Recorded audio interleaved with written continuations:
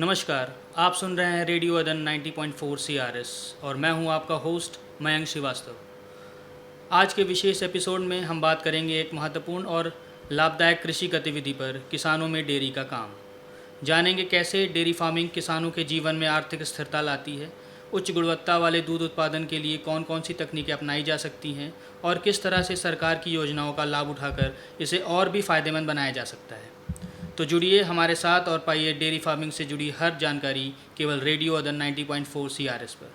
चलिए शुरू करते हैं आज का कार्यक्रम। इस विषय में बात करने के लिए हमारे साथ मौजूद हैं doctor Rahul, head of division dairy farming expert, Chadha sales, Delhi. नमस्ते सर। नमस्ते। डेयरी कंपनी में आपकी प्रमुख जिम्मेदारियां क्या क्या हैं? बेसिकली कि मैं चड्ढा सेल्स कंपनी में मैं as a dairy farm expert हूँ और मैं वहाँ पे जितने भी पैन इंडिया के अंदर में जितने भी डेयरी फार्मिंग डेयरी एंटरप्रेन्योर हैं उनको मैं डेयरी फार्म सेटअप करने के लिए उनको गाइडलाइन देता हूँ, उनको कंसल्टेंसी देता हूँ। और सेकेंडली क्या है ना कि हम वहाँ पे जो मेरा स्पेशलाइजेशन है वो लाइव स्टॉक प्रोडक्शन मैनेजमेंट का है।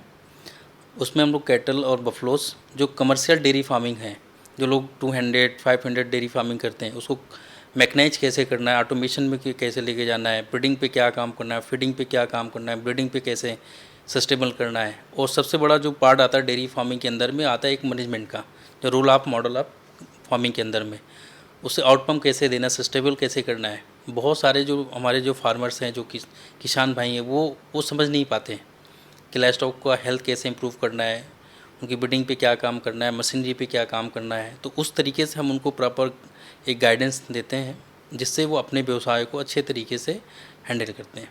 तो सर, चड्ढा सेल्स में किस तरह की मशीनरी है जो किसानों को फ़ायदा देंगी? चड्ढा सेल जो कंपनी है वे 50 साल पुरानी कंपनीज है और बेसिकली ये डेयरी प्लांट मैन्युफैक्चरिंग कंपनी है और ये थर्ड जनरेशन यहाँ का बिज़नेस है। और ये बेसिकली जितने भी प्लांट हैं, चिलिंग सेंटर हैं, प्रोडक्ट बनाने वाले हैं, होटल हैं, वो सारी ये छोटे छोटे से लेके बड़े इक्विपमेंट हम लोग यहाँ पे बनाते हैं, मशीनरी तैयार करते हैं। जैसे कि क्रीम सेपरेटर, खोया machine, paneer pressing machine, BMC, pouch packing machine, milking machine है। क्रीम सेपरेटर जैसे मैंने आपको बताया, तो क्रीम सेपरेटर का जो रोल होता है वो होता है कि क्रीम को सेपरेट करना, स्टैंडर्डाइज करना। बहुत सारे जो किसान होते हैं दूध प्रोडक्शन करते हैं या मिल्क कलेक्शन करते हैं तो उसको स्टैंडर्डाइज किया जाता है। अब उससे दो फ़ायदे होते हैं। एक तो आपकी मिल्क की जो क्वालिटी है 365 डेज आपको सेम टेस्ट मिलेगा, लोगों को कंप्लेन नहीं आती है, नंबर 1। और आप अपने मार्केट सर्वे अकॉर्डिंग अपने प्राइस को सेट कर सकते हो कि भाई मेरा 40 रुपये या 45 रुपये लीटर आप दूध बेच सकते हैं, नंबर 1। नंबर 2, जो उससे क्रीम निकलता है उससे आप घी बनाएंगे तो वो आपके एक्स्ट्रा आपको इनकम आपको मिलती है। Number 2, BMC, bulk milk cooler. इसका जो role of model dairy farm के अंदर में किसान के लिए बहुत अच्छा है। इसका सबसे बड़ा जो एडवांटेज ये है कि हम अपने दूध को, जैसे अभी कोविड हुआ तो कोविड में क्या हुआ कि भाई मार्केट में दूध नहीं जा रहा था तो लोग दूध प्रोडक्शन डेली हो रहा तो क्या करते, तो हमारे पास बीएमसी थी। तो हर डेयरी फार्म पे बीएमसी होती थी जिसमें हम 1 दिन 2 दिन 3 दिन उस दूध को मिल्किंग करके कलेक्ट करते थे और उस बीएमसी में दूध डाल देते थे, जिससे 4 सेल्सियस में हम उस दूध को सिक्योर कर देते हैं। अब उसमें क्या होता है कि 1 दिन 2 दिन 3 दिन आपका दूध वेल मेंटेन रहेगा, जैसे फ्रेश काउ मिल्क, कोई क्वालिटी चीज़ नहीं, कोई एडल्ट्रेशन नहीं। आप तो एक तो वो है, आप कोई कैजुअलिटी नहीं हो सकती है, भाई दूध फट गया, सिक्योर कर सकते हो, ठीक है। मार्केटिंग करने का बहुत आसान तरीका, सपोज दैट आपकी दूध की मार्केटिंग मॉर्निंग की होती है, आपने शाम की मिल्किंग की, बीएमसी में डाल दिया, उसको गोल्ड किया, उसके बाद मॉर्निंग सप्लाई कर दिया, ठीक है। देन आपका खोया मशीन, अब ये मल्टीपल मशीन है, इसमें आप दूध को बॉयल कर सकते हो, खोया भी बना सकते हो, पनीर भी बना सकते हो, घी भी बना सकते हो। ऐसे ऐसे प्रोडक्ट हैं। मिल्किंग मशीन हमारे पास है, जैसे छोटे किसान है, किसी के पास 20 पशु हैं, 30 पशु, एक मिल्किंग मशीन लेके जाता है, दूध निकालता है उसके घर। आजकल हमने ये देखते हैं कि भाई डेयरी फार्मिंग के अंदर में 40% वोमेन इंक्लूड है लाइवलीहुड के अंदर में। पंजाब हरियाणा के अंदर आप जाओगे तो आपको वोमेन मिलेंगी, वहाँ की जो लेडीज है वो काम करती हैं, तो मिल्किंग मशीन लेते हैं। ऐसे छोटे छोटे ऐसे भी इक्विपमेंट हम लोग डिज़ाइन करते हैं कि जिससे जो छोटे किसान हैं 10-15 पशु, उनको हम करते हैं। ये तो हमारी मशीनरी का, हमारी कंपनी का रोल है, ये इसका प्रोसेस है। और इसमें हमारे पास अमूल, मदर डेयरी, वेरिका, सांची, ऐसे बहुत सारी जो कंपनीज है, कोऑपरेटिव कंपनीज है जिसका वेंडर भी है, इनकी हम टेंडर भी लेते हैं, गवर्नमेंट सप्लाई भी करते हैं। तो बेसिकली ये हमारा कंपनी का एक प्लेटफॉर्म है जिसके थ्रू हम किसानों से जुड़ते हैं, उनको सोल्यूशन देते हैं। सर अभी आपने बताया कि आप किसानों को मार्केटिंग में भी मदद करते हैं, तो किसान अपने उत्पाद की मार्केटिंग और बिक्री कैसे कर सकता है? देखो, उसमें हम लोग क्या होता है कि हर एक बंदा अपनी चीज़ को एक बेचता है, बेचेगा तब जब हम उसे नॉलेज देंगे। अगर उसकी इनकम हमें नहीं पता चली तो हम अपने प्रोडक्ट कैसे बेचेंगे? तो हम क्या करते हैं ना कि हमारे एक प्रोग्राम होते हैं, तो उस प्रोग्राम पे हम उन डेयरी एंटरप्रेन्योर को कलेक्ट करते हैं जो डेयरी प्रोसेसिंग करना चाहता है।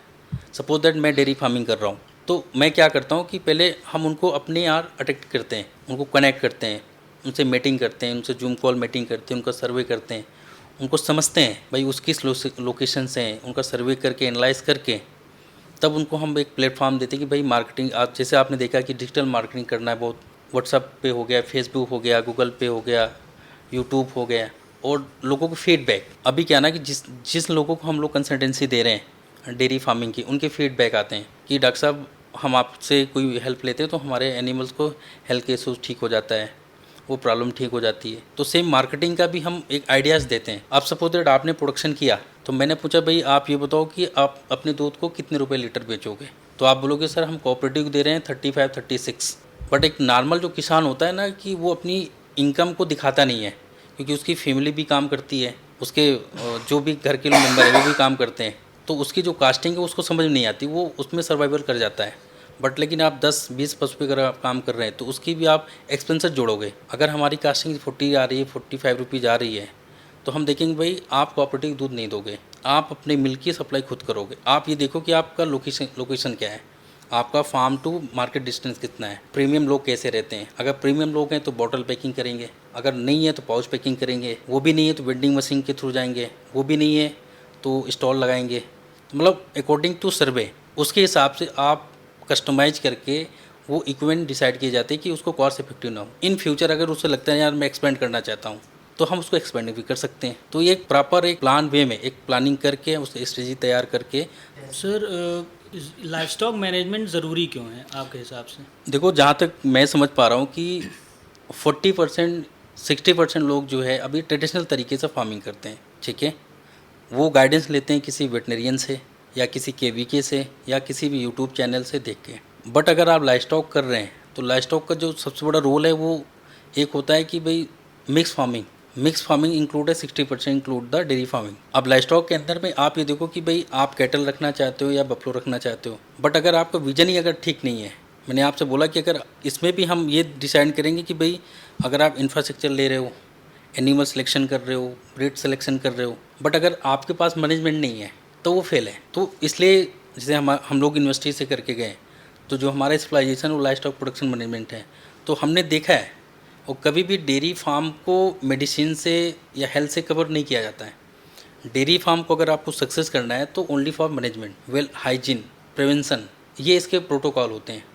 अगर आप इन प्रोटोकॉल से अपने डेयरी फार्म को सक्सेस कर रहे हो, एक प्लेटफॉर्म पे सक्सेस कर रहे हो, तब आप सक्सेस हो, अदरवाइज आप फेल हो। उसमें हेल्थ भी आता है, ब्रीडिंग भी आता है, फार्म का मैनेजमेंट भी आता है, जो भी डिस्कशन होती है, जो भी केयरी होती है, अगर आपके पास रोल ऑफ लाइफ स्टॉक का नहीं है तब आप डेयरी फार्मिंग नहीं कर सकते। मैं तो जितने भी डेयरी फार्मिंग मैं कर रहा हूँ, Punjab, Haryana, Gujarat, Jammu Kashmir, south, Bihar, UP, NCR, जितनी भी बड़ी बड़ी गौशालाओं को मैं डेयरी फार्म को लीड कर रहा हूँ, तो मेरा तो सबसे पहला कॉन्सेप्ट ये रहता है कि भाई आप एक बंदा रखो जिसको लाइफ स्टॉक को नॉलेज हो या लाइफ स्टॉक पढ़ के आया हो। फिजिकल तो कर लेगा, वहाँ पे फिजिकल ट्रेनिंग कर सकता है, सब कुछ कर सकता है, बट अगर वो नहीं है आपके पास में तो आप फेल हो। अदर सेक्टर का बंदा रख के आप अपने फार्म को सक्सेस नहीं कर सकते हो। तो इसलिए मेरा जो टास्क है, मैं जो करना चाहता हूँ, जो कर रहा हूँ, तो मैं ये करना चाहता हूँ कि भाई जो भी बच्चे निकल रहे हैं इस इंडस्ट्री के अंदर में लाइफ स्टॉक को ही बढ़ावा दिया जाए। और जब तक हम मैनेजमेंट नहीं करेंगे, केयर नहीं करेंगे, तब तक हम फेल होंगे। अननेसेसरी मेडिसिन लगेंगी, अननेसेसरी हमारे फार्म के अंदर में डिसीजन निकलेंगे और चैलेंज बहुत आते हैं। चाहे हम डाटा मैनेज, जब तक हमें डाटा हमारे पास नहीं होगा, एक इम्प्लीमेंट हमारे पास नहीं होगा, तब तक हम सक्सेस नहीं है। अगर आप डेयरी फार्मिंग करने के जो भी इंटरेस्टेड होते हैं डेयरी एंटरप्रेन्योर, तो आई थिंक मेरे हिसाब से उनको मैनेजमेंट करना बहुत ज़रूरी है, जो फार्म के लिए बहुत इंपॉर्टेंट है। अच्छा सर, डेयरी फार्मिंग में सबसे बड़ा रोल पशुओं का होता है, तो पशुओं के स्वास्थ्य के प्रबंधन हम किस तरह कर सकते हैं? देखो, सबसे बड़ा चीज़ क्या होता है कि जो हम हेल्थ को लेके बहुत अवेयरनेस रहते हैं, एक तो उनका रख रखाव। सबसे पहले तो आपका इंफ्रास्ट्रक्चर वेल मैकेनाइज होना चाहिए, प्रॉपर वे में होना चाहिए। उनका हाउसिंग, उनका मिल्किंग, ट्रीटमेंट एरिया, वहाँ पे जो स्टाफ है वो आपका स्ट्रक्चर ऐसा बनाओ कि आपकी प्रॉपर तरीके से फीडिंग हो, प्रॉपर तरीके से मिल्किंग हो, प्रॉपर तरीके से क्लीनिंग हो। 3 टास्क होते हैं, नंबर 1। Number 2, vaccination. आप प्रॉपर तरीके से आप वैक्सीनेशन करो। जैसे हम लोग सरकार भी FMD, HSBQ, ब्रुसेल्ला वैक्सीन, जो भी वैक्सीनेशन है, जो भी प्रिवेंशन है, वो प्रॉपर तरीके से आप काम करो, जिससे आपके फार्म पे बीमारी होने ना पाए। अगर आप अनहाइजीनिक रहोगे, विदाउट प्रोटोकॉल, विदाउट SOP अगर आप काम कर रहे हो, तो आपके फार्म पे डिजीजेज होंगी, चाहे वो बैक्टीरियल डिजीज हो, चाहे वायरल डिजीज हो, चाहे न्यूट्रिशन डिफिशिएंसी हो, तो वो पार्ट कहलाता है। तो सर किस तरह की बीमारियां आ सकती हैं पशुओं में, थोड़ा विस्तार से बताएं सर। देखो, बीमारी का सबसे बड़ा जो रोल होता है, एक तो वायरल इन्फेक्शन जो FMD जो बाहर से आती हैं, एक तो न्यूट्रिशन डिफिशिएंसी। अगर आप अपने अकॉर्डिंग टू ब्रीड, आप अपने फार्म पे HF रख रहे हो, साहीवाल रख रहे हो, गिर रख रहे हो, तो अकॉर्डिंग टू ब्रीड आप उनकी डाइट प्लान, उनका न्यूट्रिशन, उनका फॉडर, उनको साइलेज, मतलब बहुत सारी चीज़ें होती हैं जो हमें कंपोनेंट वो इंक्लूड करने होते हैं, जिनके ऊपर हम काम करते हैं। और डेयरी फार्म का जो सबसे बड़ा जो पिलर होता है वो फीडिंग होता है। अगर आपके फार्म की फीडिंग अच्छी नहीं है, प्रॉपर उनको आप ग्रीन नहीं दे रहे हो, प्रॉपर आप फीड नहीं दे रहे हो, कंसनट्रेट नहीं दे रहे हो, सप्लीमेंट नहीं दे रहे हो, और सबसे बड़ा जो रोल होता है सर, वो होता है कि एक जियोग्राफिकल न्यूट्रिशन डिफिशिएंसी। हर स्टेट का, हर डिस्ट्रिक्ट का कोई ना कोई ऐसा न्यूट्रिएंट्स होता है जो हमारे यहाँ पे नहीं मिलता है, जिसमें फर्टिलिटी, आपका इनफर्टिलिटी, इनब्रीडिंग, बहुत सारी केसेज आते हैं। कई बार किसान बहुत कुछ खिलाता है, लेकिन वो कहता है नहीं सर, हमारे एनिमल तो प्रॉपर टाइम पे कंसीव नहीं हो रही है, बार बार रिपीट आ रहे हैं। तो व्हाट इज़ द रीज़न इतना है कि भाई आप उनको ऐसी डिफिशिएंसी जो आप दे नहीं पा रहे हो, ठीक है, वो आपको ऑब्जर्व करना होगा, वो आपको सेलेक्ट करना होगा कि भाई मैं इसमें क्या ऐसा न्यूट्रिशन ऐड करूँ या सेलेनियम ऐसा कुछ ऐड करूँ जिससे ये डिफिशिएंसी ख़त्म हो जाए। तो ये आपका प्रॉपर ऑब्जर्वेशन कहता है। अगर आप वो ऑब्जर्वेशन कर रहे हो तब आप सक्सेस हो कि भाई ठीक है, आपको क्या एक्शन करना है, क्या चेंज करना है। तो सर हम पशुओं का प्रजनन प्रबंधन कैसे कर सकते हैं? जैसे अभी आपने बताया कि कंसीव नहीं होती हैं पशुओं को, ये काफ़ी दिक्कतें हो रही हैं, तो ये कैसे कर सकते हैं? देखो, ये भी एक ना ये प्रोटोकॉल होता है। सपोज दैट कि अगर कोई एनिमल्स हमारा काविंग हुआ, बच्चा दिया, बच्चा देने के बाद हम ये मानते हैं, ये हमारा टास्क होता है कि भाई 35 या 40 डेज के अंदर में वो फर्स्ट हिट में आ जाए। और फर्स्ट हिट आने के बाद हम उसको क्या करते हैं, ड्रॉप कर देते हैं। जैसे वो 70-75 डेज में वो सेकेंड हिट पे आती है। अब आपने देखा कि भाई नंबर ऑफ 10 एनिमल्स है मेरे पास में, 10 एनिमल्स में मेरे इस टॉप जो मैंने क्राइटेरिया रखा, साइकिल बनाया है, इस साइकिल के अंदर में मेरी 8 एनिमल्स प्रॉपर टाइम पे हिट पे आ गई। इसका भी एक ऑब्जर्वेशन होता है कि आपको किस ऑब्जर्वेशन में आप समझो कि आपका हिट है। एनिमल्स स्टैंडिंग करता है, माउंटिंग करता है, चेविंग करता है, डिस्चार्ज करता है, तो इसमें बेस्ट ऑब्जर्वेशन कौन सा होता है वो भी देखना बहुत ज़रूरी होता है कि भाई 99% ऐसी किस पोजीशन में आप एनिमल्स को ऑब्जर्व कर रहे हो कि आप उसके साथ आप AI कर रहे हो तो आपके एनिमल कंसीव हो जाए। पहला टास्क। दूसरा टास्क होता है कि भाई आपने देखा कि भाई 70 डेज के अंदर में आ गया, तो आप ये देखो कि अगर 10 में से 8 एनिमल्स आपकी प्रॉपर टाइम पे जो रिप्रोडक्शन साइकिल उस पर आ रही है, तो आप ये समझ जाओ कि आपके फार्म की फीडिंग बहुत अच्छी है, डिफिशिएंसी कुछ नहीं है, आपने AI करा दी। बट जो AI करने वाला भी बंदा है ना, उसे भी एक्सपर्ट होना चाहिए। प्रॉपर उसका थाविंग करना, उसका डिस्चार्ज चेक करना, वाटर को गर्म करना, प्लस गन बनाना, सीमेन इंपोर्टेड करना, मतलब प्रॉपर टाइम पे करना है। मतलब ये बहुत सेंसिटिव चीज़ होती है जो गांव के किसान को नहीं पता होती है। गांव के किसान कहता है क्या है कि शाम को देखा, उसने बोला कि डॉक्टर साहब आप आ जाओ, वो पता है, बोलता है ऐसा है अभी मैं दूसरे क्लाइंट के पास हूँ, अगले दिन आऊँगा मैं, तब तक वो हिट पे चली गई। तो मतलब कुछ टास्क हैं, कुछ ऐसे रिप्रोडक्शन के ऐसे कुछ प्रोसेस, कुछ SOP हैं जिसे किसानों को फॉलो करना चाहिए। जब वो फॉलो करेगा तब उसको ये रिजल्ट मिलेगा, अदरवाइज वो फेल है। तो सर हमारा अगला सवाल है कि आज के किसान सोचते हैं कि डेयरी फार्मिंग काफ़ी महंगा और इसका फल नहीं मिल पा रहा है, क्योंकि गांव में अगर आप जाइए तो पहले होता था कि 10 गाय 20 गाय घर में रहती थी, लेकिन आज उसकी क्षमता कम होकर 5 गाय 2 गाय 1 भैंस, और लोगों से पूछना है तो वो बताते हैं कि महंगा है। तो वो कैसे आप समझाएंगे लोगों को? देखो, एक्चुअली क्या ना कि अभी मैंने आपको जैसे बताया कि किसान क्या होता है कि भाई उसने देखा कि भाई ठीक है, कोई एनिमल्स लिया, उसने 2 एनिमल ख़रीदा उसने, अब उसको चाहिए क्या, उसको ये चाहिए कि भाई उसका प्रॉपर एनिमल टाइम पे प्रेग्नेंट हो जाए। अब हमें पता है कि भाई 281 डे जेस्टेशन पीरियड होता है। अब 320 डेज के अंदर मुझे नेक्स्ट बच्चे मिल जाने चाहिए। मैंने जैसे आपको बोला कि 70 दिन में आपने अपने एनिमल्स की आई करा दी, 60 दिन में आपने पीडी करा दी, मतलब और वो आपका एनिमल प्रेग्नेंट है, सॉरी मिल्किंग में है, और 130-140 डेज के अंदर में आपका एनिमल प्रेग्नेंट हो गया, राइट। अब क्या होता है कि डेयरी कहती है कि भाई 260-270 दिन के अंदर में आप अपने एनिमल का दूध बंद कर दो। मतलब जो मिल्किंग पीरियड होता है 260 डेज होता है, बस 60 दिन का ड्राई पीरियड होता है। अब हमने देखा कि भाई 130-140 डेज के अंदर में आपका एनिमल मिल्किंग में और प्रेग्नेंट भी हो गया, राइट, और वो 20 लीटर दूध भी दे रहा है। अब क्या उसको ग्रेजुअली धीरे धीरे करके 1 डे आप 10 डेज करके उसको ड्राई करो। आपने देखा कि भाई 220 दिन में मुझे बच्चे मिल जाएंगे। जैसे जैसे आपका ये इंटरकाम पीरियड बढ़ता चला जाता है, अब ये 70 दिन में उसने कंसीव नहीं किए तो 120 दिन वो हो गया, 30 दिन फिर रिपीट ले लो, 60-90 दिन, वो आपका कितना दिन हो गया, 150 दिन आपके ये चले गए। तो जैसे जैसे आपका ये पीरियड बढ़ेगा ना, वैसे वैसे किसान जो लॉस में जाता है। तो किसान को ये देखना है कि भाई मुझे इस टाइम के अंदर मैं अपने एनिमल की ब्रीडिंग करा दूँ और मेरा एनिमल प्रेग्नेंट हो जाए, ये सबसे बड़ा टास्क है। लेकिन सर आज के युग में या ऐसा कहिए कि इस समय लोग खर्चे पे ज़्यादा फोकस कर रहे हैं कि खिलाने में क्या खिलाया जाए, क्योंकि बोलते हैं कि जितना अच्छा खिलाएंगे, आजकल तो पशु आहार भी अच्छे अच्छे आ गए हैं और काफ़ी महंगे भी हैं।